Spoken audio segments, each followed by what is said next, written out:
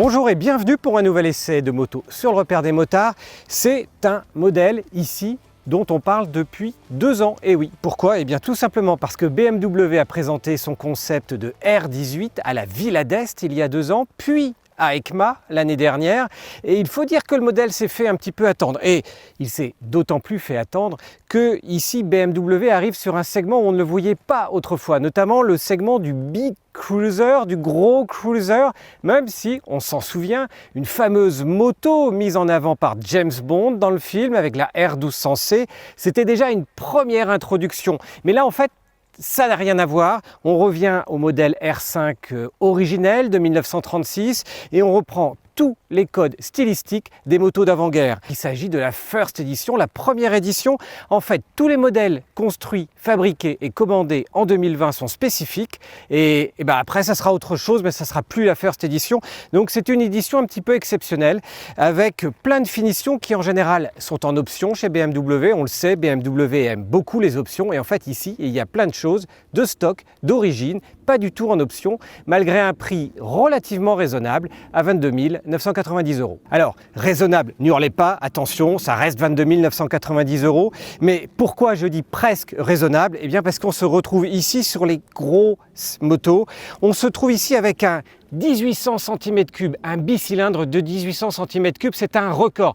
Record chez BMW naturellement, puisqu'on se rappelle qu'il y avait eu le VN 2000 chez Kawasaki, qui est à ce jour le plus gros bicylindre.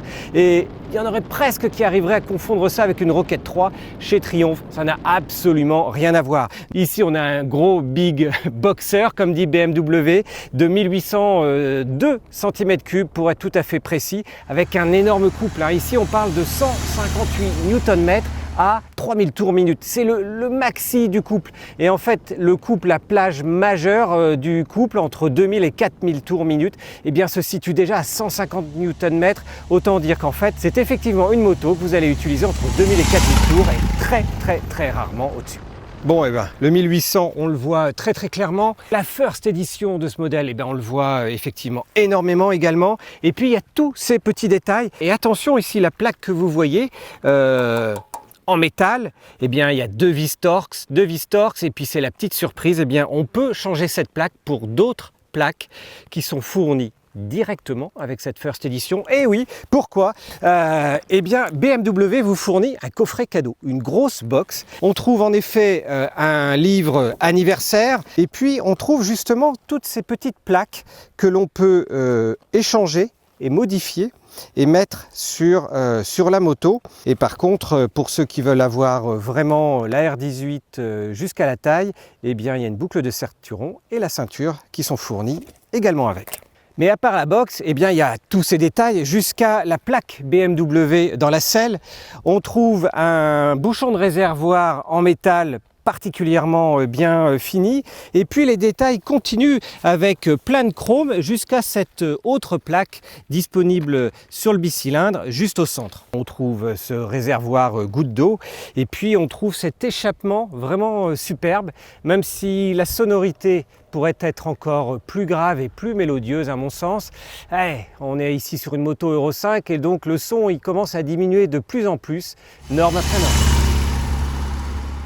Cette First Edition, eh bien, c'est également un coloris. Comme pour la Ford T, eh bien, vous pouvez la prendre dans n'importe quelle couleur à condition qu'elle soit noire. Mais heureusement, il y a un catalogue d'accessoires toujours aussi bien fourni chez BMW. Donc des options, il y en a malgré tout pas mal.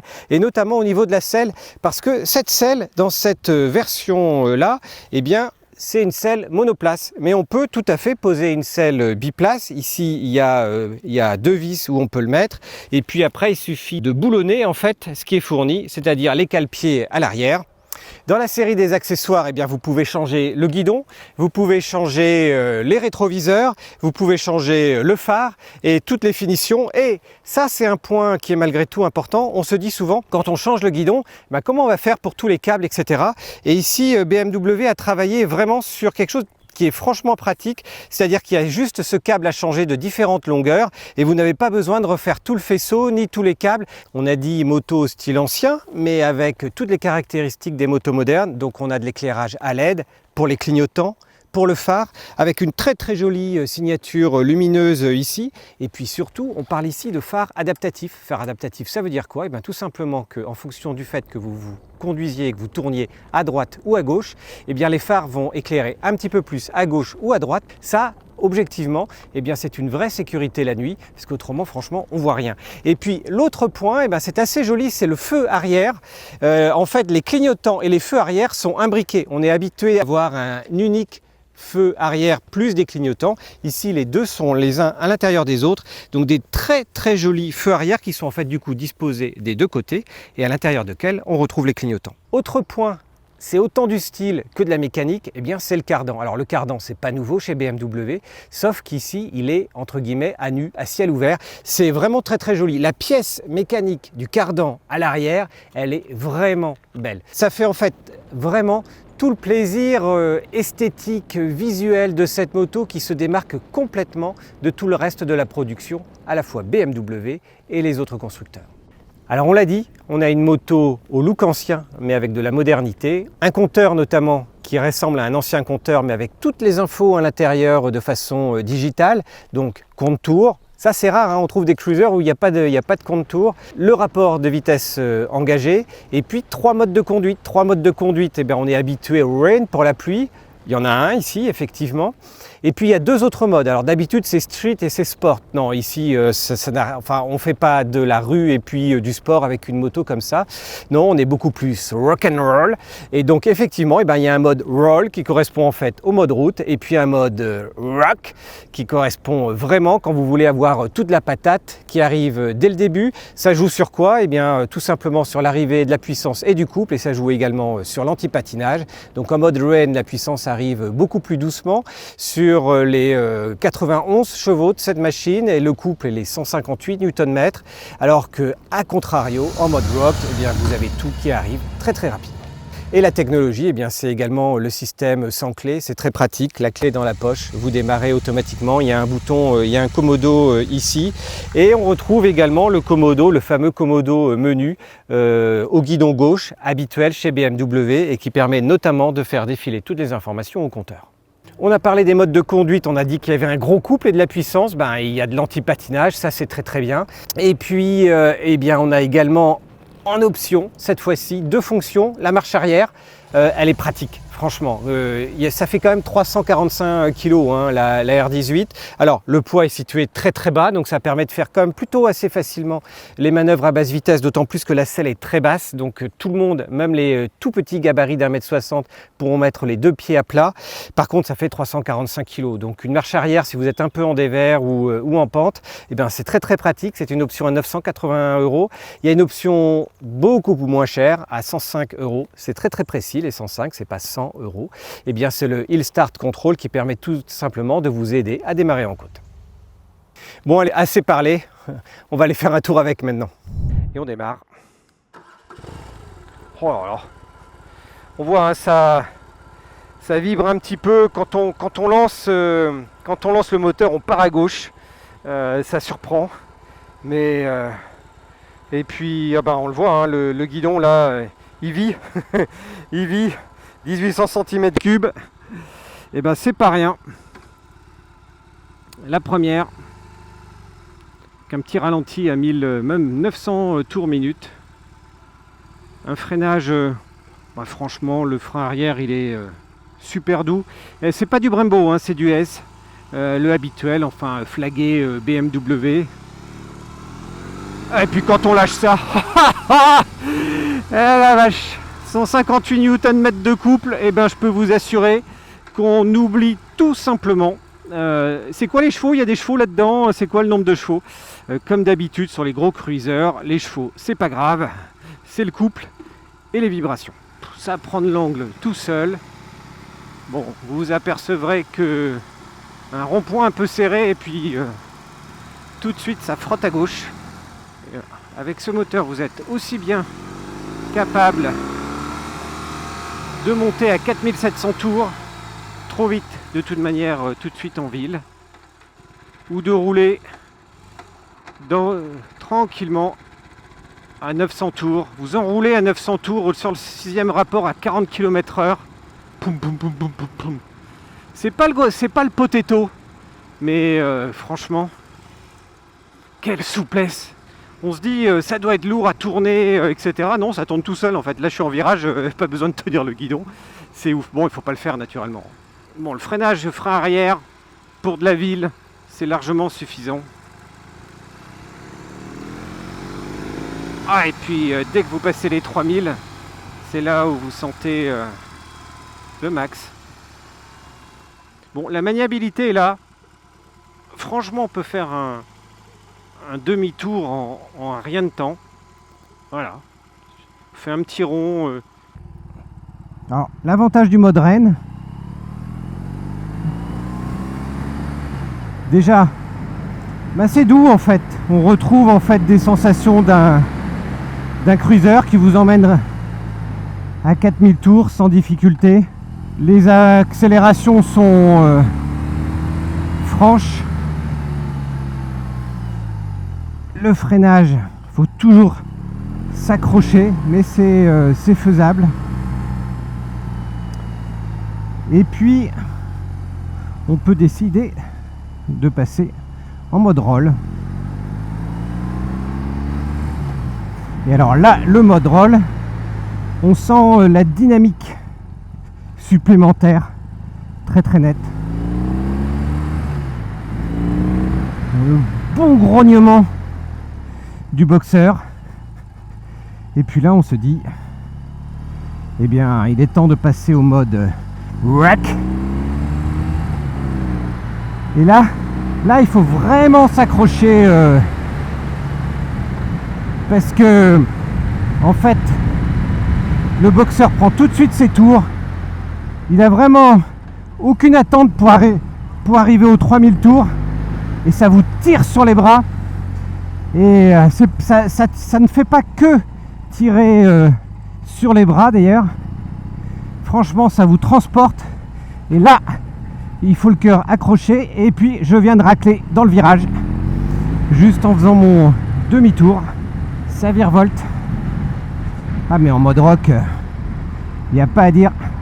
Et il ne faut pas hésiter à incliner la machine. Et quant au freinage, il ne faut pas hésiter non plus à anticiper. Et à bien prendre les leviers. Voilà, il ne faut pas se dire je vais freiner doucement. Non, non. Allez, rupteur à 5007 à 80.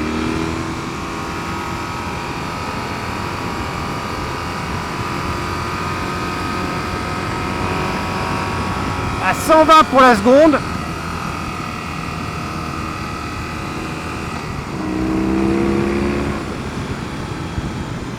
Franchement,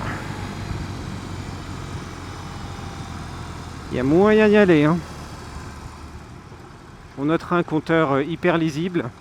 Alors, ça manque un peu d'infos. Enfin, elles y sont toutes, à condition de faire passer au menu les différentes infos. Donc là, voilà, totalisateur, partiel,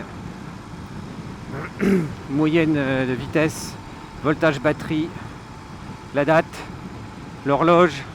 La conso, là on est plutôt sur du 6 litres, ça glougloute un peu quand même. Et en conso instantanée, voilà, à 90 km/h, vous êtes en fait à 1900 tours, à 2000 tours minute.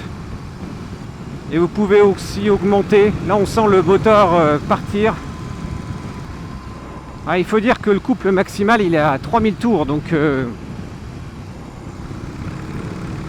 et on le sent en tirant. Le coup de pied il est là en fait, 3000, et puis après bah, ça vous pousse. Et avec une vitesse mais je m'en suis même pas rendu compte, j'avais l'impression que j'étais à 90. Seul point peut-être c'est au niveau du confort de conduite.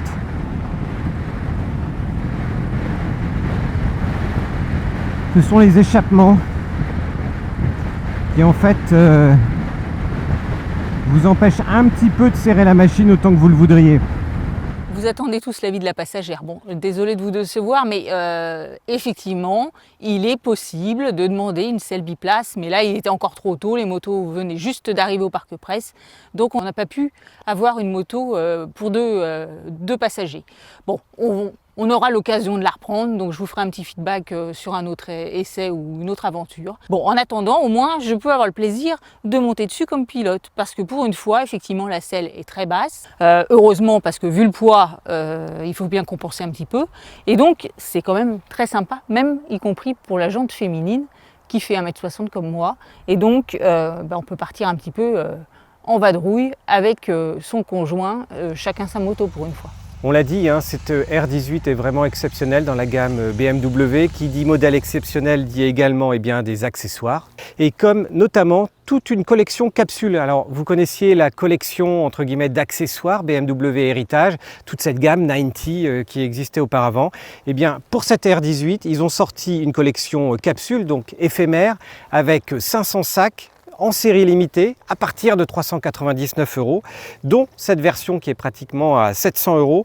Et elle a été conçue tout simplement comment? Eh bien, non seulement avec le maroquinier bleu de chauffe, mais également avec des possibilités en fait d'arrimer le sac directement sur la moto à l'arrière et ainsi de pouvoir partir en voyage avec tout ce qu'il faut et surtout en évitant le top case.